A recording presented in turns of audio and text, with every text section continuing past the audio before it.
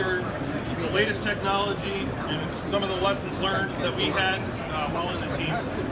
So it's still basic forged 70 series upper lower receivers. We didn't want to reinvent the wheel and come out with any one-off whiz bang shit. We went with reliability and optimized cutting all the weight out of the platform without losing any reliability and that's basically it. So still, you know, it's all based off the Mark 12 chassis, which was a rifle length gas system, an 18-inch barrel. So that's kind of what we did there. We cut all the weight out as far as the handguard, make it a slim profile with that block, and then went with a ambidextrous selector switch and ambidextrous charging handle, CMC two-stage triggers, made in Texas.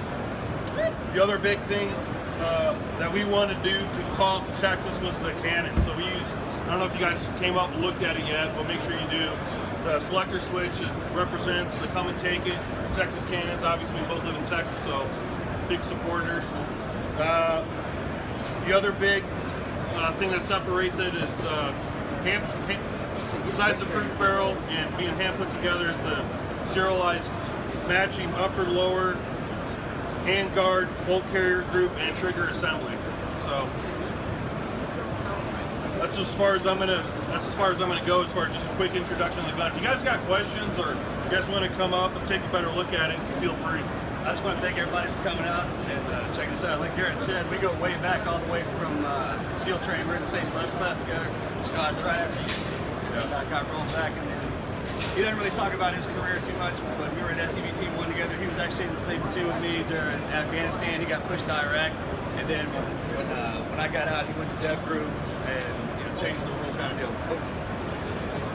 When he got out, the premise behind the weapon, like I said, we didn't reinvent the wheel. It's kind of hard to do that. And we were talking earlier, but this kind of weapon system and this platform is, I mean, when you look at that and you look at all of us standing around, our generation of the operator, right? That's a little call sign they put on us, man.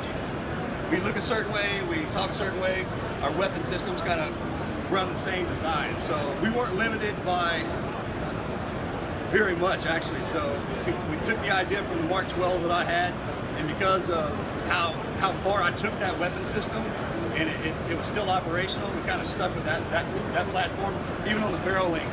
Excuse me. The biggest part of the weapon system is you can peel it back.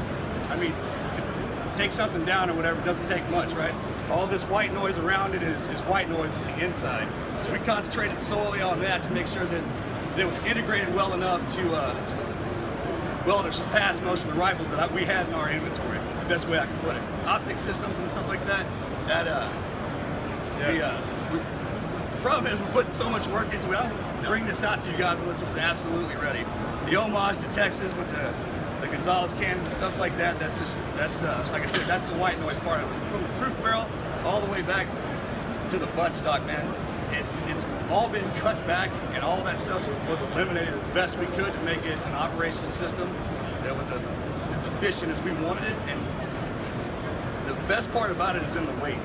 When you pick it up, I mean, fully loaded magazine, it's just, well, I'll let you take a look at it, man.